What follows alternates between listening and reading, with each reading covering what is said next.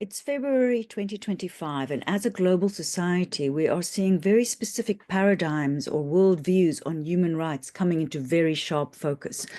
I want to give a short little overview in understanding what those paradigms are and just making them visible. And I'm going to use a case study of the views on transgender and gender diverse people as a way to illustrate this.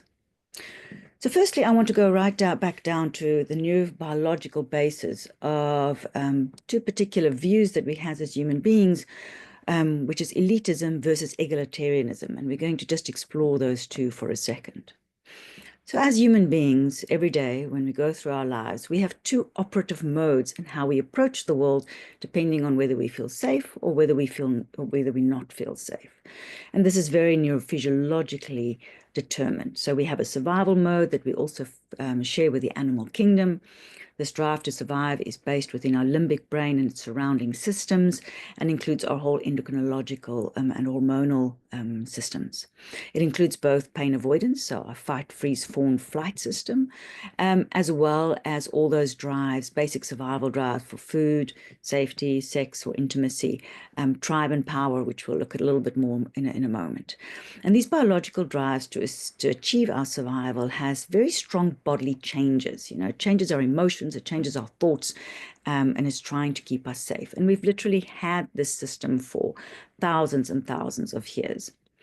We also have an executive mode that's much newer in our evolution. And this executive mode becomes into play when we are not in survival mode. So when we do not have any adrenaline in our system, when we are calm and collected, we have access to our prefrontal cortex as well as our frontal lobes. And this gives us the ability to access very specific higher order substrate capabilities. And there are four that we find within the prefrontal cortex, or it's possible by the prefrontal cortex, such as our ability to executive plan, our ability to have empathy, our ability to reflect, and our ability to actually have inhibitory control on the survival impulses. This part of ours is the conscious part of ourselves. It's very active. It actually uses more energy, and it enables us to have rational, higher order thinking, as well as some of these higher order human capacities, such as generosity, tolerance, and compassion. All human beings have times in their day when they're more in survival mode, or more in executive mode, depending on physiologically how under threat they may feel. So this also gives us two very particular perspectives on the world. And when we're on survival mode, we're all a little bit elitist. And there's two particular important drives that contribute to this. So when we're in a survival mode, just like we have a drive to get food and find a partner, we also have a drive, what is called the drive for tribe. This idea that we feel safer when we are with people or other people that seems familiar to us. So we have a general tendency to feel safer with those that look like us or talk like us or behave like us. And so actually all human beings have a little bit of inherent prejudice built into us. If you meet somebody that is very different from you, either looks very different or behaves very different, we have sort of a natural inbuilt nervousness. This is not very rational. Just because somebody looks like you obviously does not mean that you are safe with them, but we have an instinctive way of dividing the world into safe versus non-safe purely on their similarity to ourselves. We also have an inherent drive for power, and that's from, if you think within an animal kingdom as well, the more power you have within a particular tribe or troop, the more likely you are or your family to survive.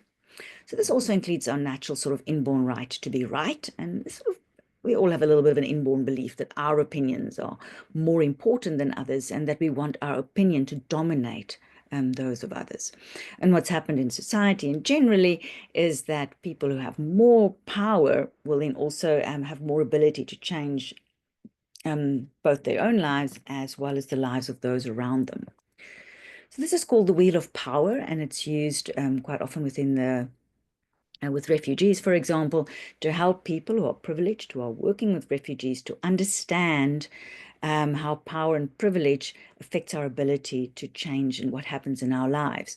So the power circle basically shows certain unearned advantages here in the middle of the circle, gives you more power, and some unearned disadvantages might put you more on the margins. So to give you an example, and this is sort of a global picture. If you are white, a citizen in your country, if you're a cisgendered male, if you're English speaking and rich, if you own property, if you are slim and bold, if you're robust in mental health, if you're neurotypical or heterosexual, if you're able-bodied and you have a post-secondary education, the more of these you have, the more likely it is that you will have power to actually change things for yourself in that society, but also your ability to have power to what happens to other people within that society. If you look at the margins here, therefore, the darker your skin is, the less, if you're an undocumented citizen, we're seeing a lot of that at the moment as an issue in the world. If you are trans or intersex or non-binary, if you're a non-English speaking person, if you are poor, homeless, have a very large size or a very vulnerable mental health, if you have a significant neurodiversity, if you're lesbian, bi, pan, or asexual, or if you've got significant disability or only an elementary education, again, the intersectionality of these, the more of these different unearned disadvantages you have on the margins, the more vulnerable you are in a society and the less power you may have to deal with something. So the definition of elitism is a view, and as it's a sort of an instinctive view that we're all actually born with the view that some human beings have more values than others. And if one lives from out of an elitist point of view, your focus will be on gaining and keeping power, and one would tend to be more judgmental and prejudiced to those that are not like you. The opposite of this is the egalitarian view, which is obviously based in our executive mode. And this is based on two abilities that we have from this prefrontal cortex. So this is our ability to have empathy. So you're now actually able to step into somebody else's shoes. You have mirror neurons that can actually experience somebody else's distress or pain. And when somebody else is in pain, it actually causes you to suffer. So you can actually live into somebody's experience and think, oh gosh, I would hate for that to happen to me. If I was in that situation. We also have the ability to reflect. So it's this amazing ability to think about our own thinking, to think about our own feelings. And we are able to therefore then look at a society with perspective and context and not only think in terms of what makes me safe, but start looking at principles such as reciprocity. What I do to others might happen back to me, the balance of different people within a different society. Concepts like equality and equity are all concepts that happens through reflection and is about saying, well, I actually want to build a society in which all of us are feeling safer. So an egalitarianism view of the world is the view that all human beings have equal value, regardless of their different diversity. And people who embody it, for example, will embody the principles of Ubuntu, the love thy neighbor like thyself, and all concepts around diversity. So we can see now how these two particular views, which are sort of neurophysiologically built into us, has also determined how society has evolved. And of course, a society that's very familiar to us all is the hierarchical society. So these have been with us for thousands of years as well, and was always based on an elitist view of the world. So society was then very much structured in a pyramid with your most powerful at the top. And the powerful then decides where in the pyramid each person is placed. And the closer you are at the top, the more access you have to power and to resources. That power would be just what would decide who gets to the top was various different things. So, for example, if a king was at the top, that would be your classic monarchy systems. If you have in India, you had your caste system where you would have had your Brahmins at the top and your untouchables at the bottom of that pyramid. Money in itself also creates a hierarchical society. So in capitalism, for example, those with money will be obviously at the top, the poor will be at the bottom.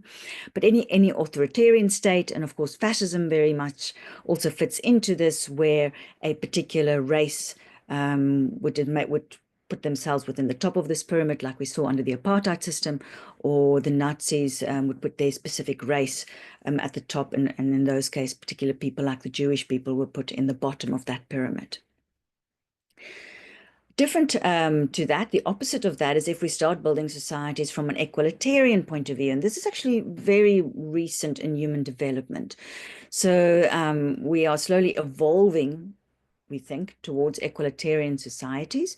And although there might have been sort of egalitarian societies in the early days when people were still mostly tribal, where they might have been a chief, but everybody within the society had roughly the same amount of value and power, in the last few hundred years, it's only very recently that we've actually seen what we are calling democratic states arising. So democracy, in a sort of aims towards an egalitarian society by giving everybody a single vote. But of course, democratic societies in themselves are not necessarily very egalitarian, especially if they are in strong combination with capitalism.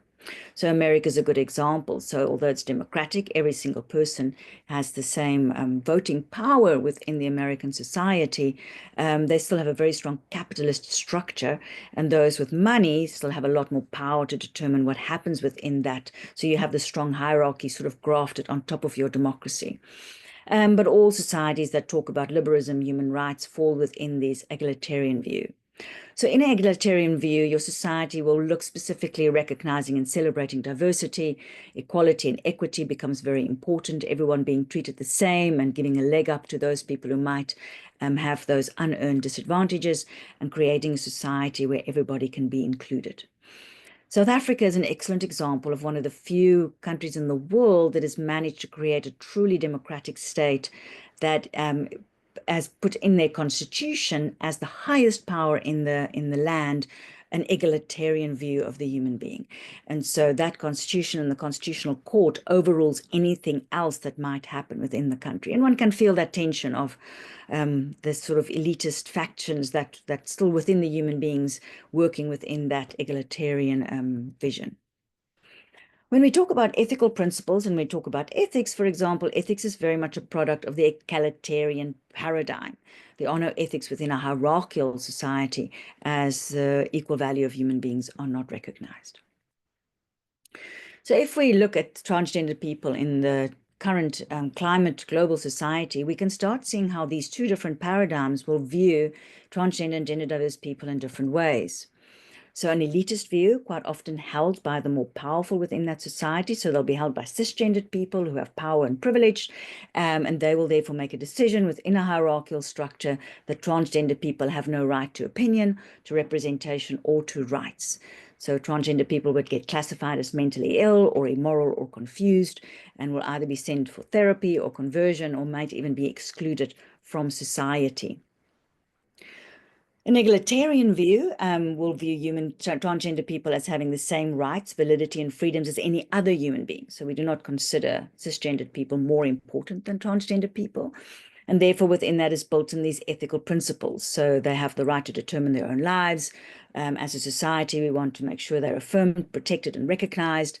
An egalitarian view is obviously held by transgender people themselves, their families, their allies, but also those people that work or service providers for transgender people, and people who want to live in a country where all diversity is respected. What's important to understand with egalitarian views, and you can obviously see I have a bias here, is that it does not mean that you have to understand or even like diversity. So it's not necessary for you to understand why transgender people or how transgender people see the world. And you do not necessarily have to even be friends with transgender people if it does not fit within your culture or your religion, but you recognize within the country that your views are not more important than somebody else's, and you want to live in a society where everybody has a place. So again, if we look at society within the world today, South Africa is an excellent example of an egalitarian view of transgender people, where the USA is currently embodying an elitist view of how transgender people are treated. What is interesting is that quite often people are very clear about being elitist. Your alt-right is very clear about their principles, and egalitarians are, like your liberals, are very clear about their beliefs in and human equality. But there's quite a lot of people that are unconscious about the elitist or egalitarian views. And quite often they have both. So all human beings have this unconscious survival mode, which is a little bit elitist. And you're hoping when the chips is down, your people are going to get the best out of the deal. But you also have this egalitarian executive prefrontal cortex that, you can sort of see the value of diversity and inclusivity, and you don't really want people to suffer or to get hurt. And there's a little bit of a tension that we have to live with as human beings. So human beings from day to day can be either a bit more elitist or a bit more egalitarian, purely depending on whether they're in survival mode. So if you're feeling particularly afraid or angry or upset about something, you're bound to be a little bit more elitist. And if you're in executive mode and a bit more calm and warm and curious, you may be a bit more egalitarian in your discussion. What happens sometimes, and I think that's what's happening at the moment, is you might find yourself faced with a disorientating dilemma, where you have to actually decide, where does your views, your overall worldview lie? If you had to commit, do you side more with elitists or do you side more with the egalitarians? And with a disorientating dilemma, that's a lovely term from Maslow, the father of transformative learning. A good example of that would be a person who has been for their whole lives in a very strict religious or cultural setup where, for example, homosexuality or transgender people is considered a taboo, and then have a scenario where their 16-year-old child comes out as being gay or being transgender. And we have examples of parents who in that scenario might decide elitist is the way they understand the world, and the child will be sent either for therapy or may even be kicked out of the house, or parents who then flip more towards the egalitarian side and decide to affirm and embrace the child and might even have to shift their relationship to the communities that they are in. In the world that we're living in today, we are seeing more and more of having to make a decision in terms of the laws that are enacted and in terms of the way we are building our structures in society, whether we are going to build a society that is more elitist or more egalitarian. What's interesting is there's a lot of discussion, especially on social media, around issues of diversity and human rights. And I think it is very helpful when we are having that discussion to be very clear which paradigm you're in and which paradigm the people that you are talking to are in. Because the painful reality, and I actually find it difficult to, as an egalitarian, I'd love the idea that we can all manage to get along. But the reality is that it's not possible for elitists and egalitarians to agree. Not when we're talking about human beings and their value. You will never be able to convince an elitist that all human beings have worth, and you will never be able to convince an egalitarian that some people are worth more than others.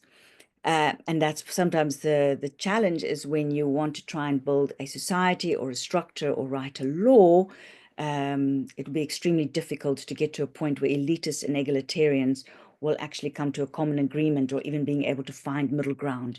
In the end, as a society or as a community, you have to decide which one of these paradigms or your worldview that you will be applying to the situation in front of you. I hope this gives some food for thought as we go forward into this new era. Egalitarianism, which for me is still where we as human beings are meant to evolve to, is new. Only in the past 100 years are we seeing these communities emerging, and they are not guaranteed. There is a strong survival drive that still pushes us towards these elitist, hierarchical societies. Thank you.